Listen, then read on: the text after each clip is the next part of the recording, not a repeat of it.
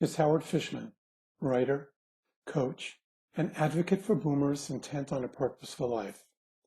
I hope you're staying mentally and physically healthy during this time of pandemic worry. This is a real moment for all of us, isn't it? Probably the only time during our lifespan we're all going through the same thing at the same time. For many, this is a moment of panic, a time of extreme personal isolation. As humans, we tend to insulate ourselves when threatened, and I see that happening all around me. Yet this can also be a time of great opportunity, especially for building or strengthening friendships. Sure, each of us is feeling unmoored. We'd like to talk with our friends honestly about what's going on, but the words don't always come easily. So what I'm suggesting is that we stop talking and begin to listen more intently on what's being said to us.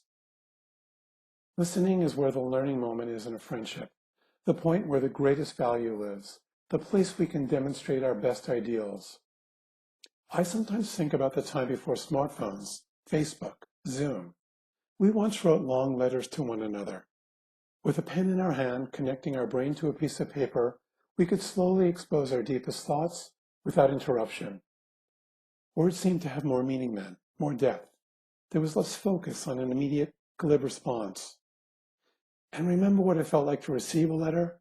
There was that delicious moment of opening the envelope, splaying out the pages in front of you, ready to dive in and devour the words. Yes, you were reading, but you were actually listening intently, hearing your friend's voice through the considered composition of the words they placed on the page. And it got me to thinking, how can we treat a phone call or the Zoom experience with the same respect for words as a well-composed letter? How can we hear content on a deeper level? It's tough managing friendships online and only marginally better on the phone. But now, when we can't have person-to-person contact, we have to find opportunities to excel at provoking deeper friendship. And it's not impossible. Not if we give generously by allowing friends to speak without interruption. Placing ourselves in the background is the most unselfish thing we can do. And while we're in that full state of concentration, we can be listening for cues that will tell us what's really going on with them, the stuff that's more difficult to say. I'm convinced that when we listen deeply enough, people will reveal themselves to us. And if we're doing the job of listening well enough, our responses will be right on the money, right where it can be the most supportive.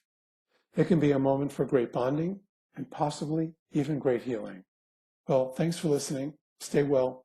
Be safe.